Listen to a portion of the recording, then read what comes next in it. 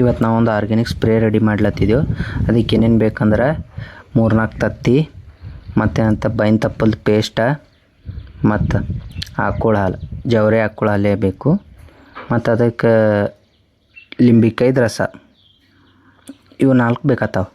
ಇದು ರೆಡಿ ಮಾಡೋದು ಹೆಂಗಂದ್ರೆ ಫಸ್ಟ್ ಏನಂತ ನೀವು ಲೆಮನ್ ಜ್ಯೂಸ್ ಹಾಕೋರಿ ಒಂದು ಬಾಟ್ಲಿ, ಇದು ವೈಟ್ ಕಲರ್ ಅಂತ ಬಾಟ್ಲಿ ತೊಗೊಂಡು,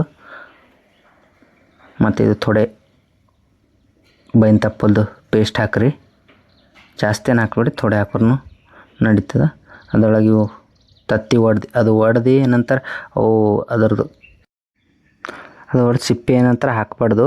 ಈಗ ತತ್ತಿ ಒಳಗಿರೋದು ಅದು ಲಿಕ್ವಿಡ್ ಥರ ಇರ್ತದಲ್ಲ, ಅದು ಮಾತ್ರ ಹಾಕಬೇಕು. ಇವೆಲ್ಲ ಮಿಕ್ಸ್ ಮಾಡಿದ ನಂತರ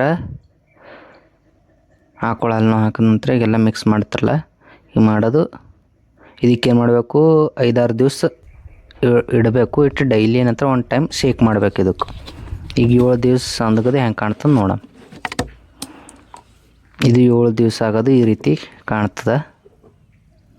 ಇದಕ್ಕೇನು ಮಾಡಬೇಕು, 200 ಲೀಟ್ರ್ ಬ್ಯಾರೆಲ್ ಇರ್ತದಲ್ಲ, ಅದರೊಳಗೆ ನೀರು ಫುಲ್ ಹಾಕ್ಕೊಂಡು ಇದು ಮಿಕ್ಸ್ ಮಾಡ್ಬೇಕು. ಚಲೋ ಮಿಕ್ಸ್ ಮಾಡಿದ್ದು ಸರಿಯಾಗಿ ಅದೆಲ್ಲ ಮಿಕ್ಸ್ ಆದ್ಮ್ಯಾಗ ಈಗ ಏನು ಮಾಡಬೇಕು, ಅದು ಸ್ಪ್ರೇ ಮಾಡೋ ಗಟ್ರ ತೊಗೋಬೇಕು.